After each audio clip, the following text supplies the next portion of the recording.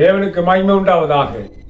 இஸ்ரவேல் ஜனங்களை கொண்டு அமலேக்கியர்களை தேவன் அன்று அடித்து போட்டார்.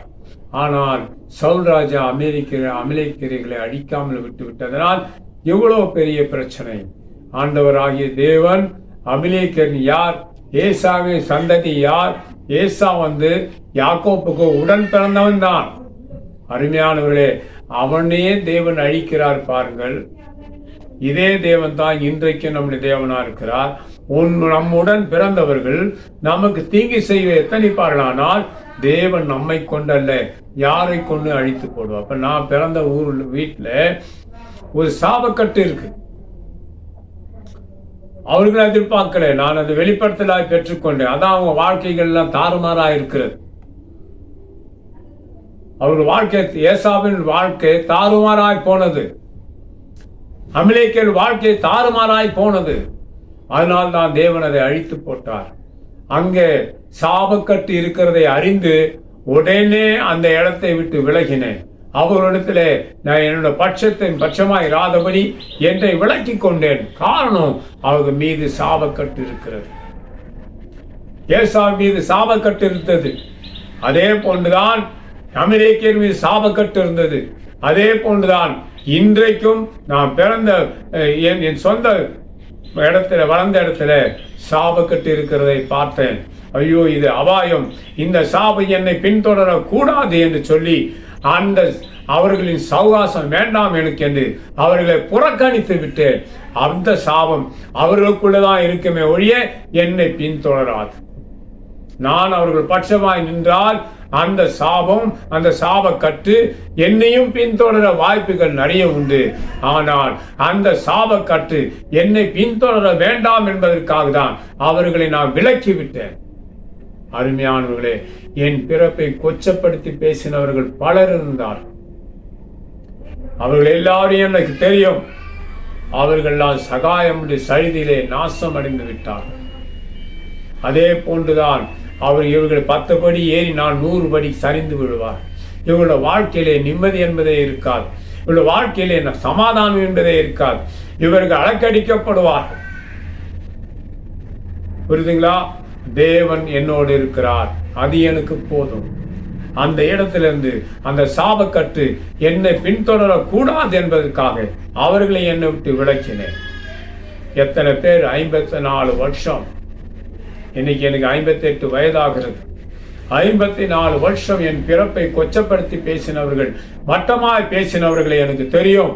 இந்த காதில வாங்கி கொண்டு பதில் பேசாமல், யாரிடத்திலும் சொல்லாமல், அவமானத்தோடு கூட அமைதியாக நின்றிருப்பேன்.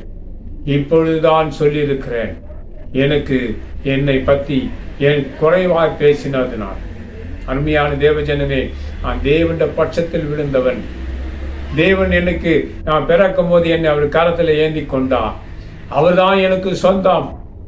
எல்லோரும் புறக்கணித்தார்கள். புறக்கணித்தவருடைய கரங்களிலே என்னை விட்டு அவர்களால் வழக்கப்பட பண்ணி வைத்தார். தேவன் தான் நமக்கு சகாயர். எனக்கு மந்திரவாதி இடத்துல போர்வன் ஒருவன் இருக்கிறான். ஒருவன் கொலைகாரனாக கூலிப்படையை சேர்ந்தவனாக இருக்கிறான். அவனுக்கு நரகம் என்பது நான் முழுமையாக சொல்லுகிறேன். அருமையானவர்களே, இதுல 3 பேர் நயவஞ்சகமாக இருக்கிறார்கள், சாப பிறவிகள். இவருடைய வாழ்க்கையில நிம்மதி இருக்காது. இவர்கள் அலைந்து தெரிகிற வனாந்தரத்தை அலைந்து தெரிகிற சர்பத்தை போன்று இருப்பார்கள். கூலிப்படையில் இருக்கிற அக்யூஸ்ட் லிஸ்டில் ஒருவனுடைய பெயர் இருக்கிறது. அவனுக்கு விரோதிகள் இருக்கிறார்கள். எத்தனை நேரத்தில் அந்த விரோதிகள் அவர்களை அழித்து போடுவார்கள் தெரியாது. அருமையான தேவ ஜனமே, தேவன் நம்முடைய பட்சத்தில் இருக்கிறார். எனக்கு அது போதும், அது எனக்கு போதும். மந்திரவாதி இடத்துல போ, உன் மாந்திரிகம் உன்னை கொல்லும். நீ மந்திரவாதியோட தொடர்பு உள்ளவன் என்று எனக்கு தெரியும்.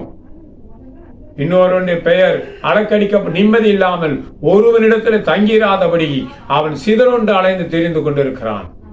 இன்னொருவன் கூலிப்படையில் இருக்கிறான். அவன் பெயர் அக்கீஸ் லிஸ்ட்ல இருக்கிறது.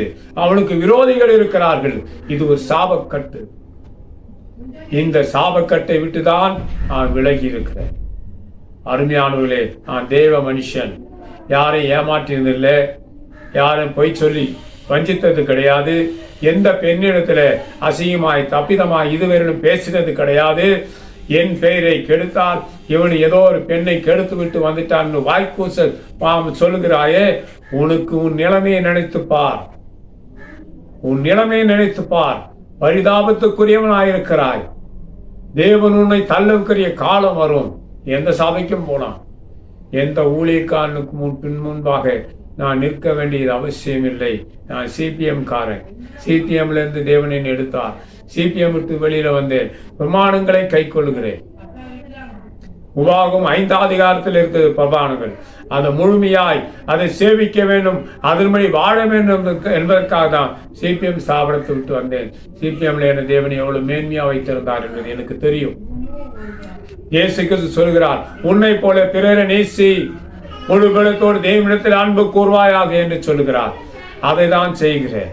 பரிசுத்த பவுல் சொல்லுகிற கலாத்தியர் 5ஆம் அதிகாரத்தில் இருக்கிறது. அது என்ன பண்ணீங்க பார்க்கலாம், அந்த வார்த்தை சொல்லுங்க.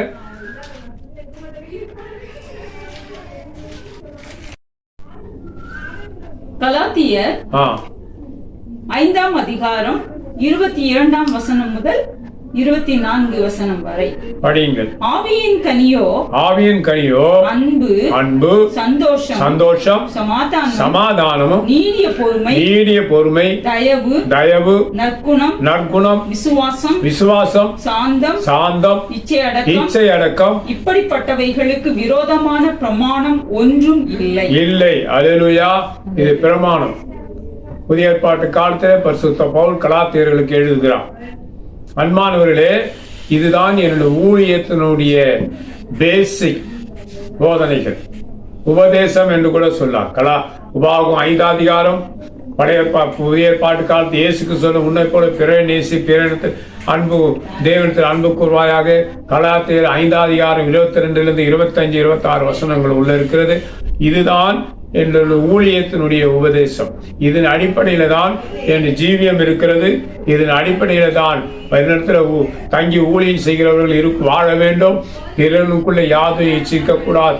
தேவனுடைய தயவுகளை அவள் வாழ்ந்து பிழைக்க வேண்டும். இதுதான் எங்களுடைய கிருபை. அல்லேலூயா. தேவனுடைய அந்த கற்பனையின்படி வாழ்வதற்காக தான் தேவன் என்னை வரவழைத்தார். அதன்படி வாழணும் தான் நான் வந்தேன். அப்படிதான் இப்ப வாழ்ந்திருக்கிறேன். யாரு பணத்தையோ இடத்தையோ ₹1 காசையோ வஞ்சத்தை ஏமாத்தினதில்லை. ஆனா மானங்கட்டவனே, நானா ஒரு பெண்ணை கெடுத்தேன், அநியாயமா பேசுகிறாய், என் மீது வந்து அவதூறான பழி, அது அவதூறான பழி. அது தேவன் என்னை காப்பாற்றினார். தப்பு செய்தவன் அந்த தேவன் கைவிட்டிருப்பார். தேவன் என்னை காப்பாற்றினான். அந்த பழி என் மேலே வராது. நான் தவறு செய்தவன் அல்ல, என் மேலே சூட்டப்பட்ட தவறு. அதை தேவன் நிர்மலமாக்கி போட்டார். எந்த பெண்ணிடத்திலே நான் போய் இச்சித்து பேசினதே கிடையாது, இதுவரையிலும் இல்லை. என்னை இச்சித்து என்னிடத்தில் பேச வந்த பெண்கள் தான் அதிகம். எந்த பெண்ணிடத்திலே நான் போய் இச்சையோடு பேசினதில்லை, பழகினதும் இல்லை. அருமையானவனே, என்னை யாதோ ஒரு பெண்ணை கெடுத்து விட்டவன் சொல்லுகிறாய். நீ விலக பிடித்து பார்த்திருந்தாயா? உன் வாழ்க்கைக்கு கேடு கட்டவன். நீ எங்கே இருந்தாய்? நீ சாக்கடையில புரண்டை எழுப்பினவன். நான் அப்படி அல்ல. தேவனுடைய கரத்தில் இருக்கிறவன். தேவன் என்னை கைவிட மாட்டார். அவர் எல்லா காலங்களிலும் என்னை வெற்றி சிறக்க செய்வார். ஒன்றுமில்லாத என் வாழ்க்கையிலே ஒளிமயமான எதிர்காலத்தை உருவாக்க அவரால் முடியும். எம்ஜிஆர் அவர் படத்திலே பாடுகிறார், ஒளிமயமான காலம் இருக்கிறது என்று சொல்கிறார். இதுபோல என் வாழ்க்கையிலே ஒளிமயமான காலங்கள் இருக்கிறது. இப்பொழுதும் அடியேன் ஒளிமயமான காலங்களுக்கு தனித்திருந்தாலும் தேவனோடு இருக்கிறேன். தேவன் நமக்கு என்னை பலப்படுத்துகிறார், எனக்கு சகாயம் செய்கிறார். மூடனே, தேவன் உன்னை நகைத்து போடுவார். நீ செத்தால் பர்வத்துக்கு போக மாட்டார். என் பெயரை கெடுக்காது. போ, எந்த மந்திரவாதி கிட்ட போற, போய் பார்த்துக்கோ. அதே மாந்திரிகம் உன்னை திருப்பி அடிக்கும் காலம் வரும். உன் பாவம் உன் வாசற்படியிலே படுத்து இருக்கும். சர்பத் தீண்டுவது போல உன் சர்பத் உன்னை தீண்டும். நீ அன்றைக்கு சகாயம் உண்டு, சடுதிலே நாசம் அடைவார். கூலிப்படையில உன் பெயர் இருக்கிறதா? நான் அறிந்து கொண்டேன். ஐயோ, இவன் கூலிப்படை சேர்ந்தவனா? இவன் அக்யூசிங் லிஸ்ட்ல இவன் பெயர் இருக்கிறதா? இவனுக்கு விரோதிகள் இருக்கிறார்களா? அதுவே உன்னை கொன்றுவிடும். எனக்கு தீமை செய்ய நினைக்காதே, அதுவே உன்னை கொன்றுவிடும். நான் உன் வீட்டு வேலைக்காரனா? என்னை துர்போதனப்படுத்த பார்த்தால் உன் வாரிசு ஒன்றுமே உயிரோடு பிழைத்திருக்கிறார். எல்லாம் அழிந்து போகும். நிம்மதி இல்லாமல் நீ அழிந்து தெருவாளையும் திருவாய். அதனால் தேவன் பட்சத்தில் நிற்போம். தேவனாய் கர்த்தர் நம்மை ஆசீர்வதிப்பாராக.